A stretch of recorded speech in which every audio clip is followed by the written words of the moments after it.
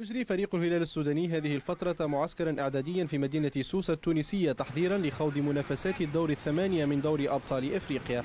وفي هذا المعسكر الذي يستمر ل3 أسابيع يرى الطاقم الفني أنه فرصة سانحة للإعداد الجيد في ظل أجواء ملائمة، أملين في أن يكون مناسبا لطموح الفوز بالبطولة.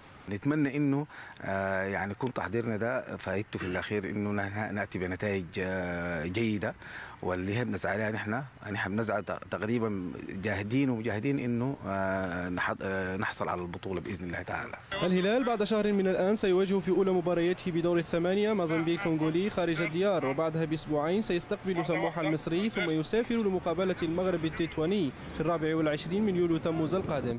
كما ان الكوكي فضل اختيار 6 لاعبين تحت 20 عاما سيخوضون مهمة ليست بالسهلة. المهمة ما سهلة وفي نفس الوقت ما مستحيلة.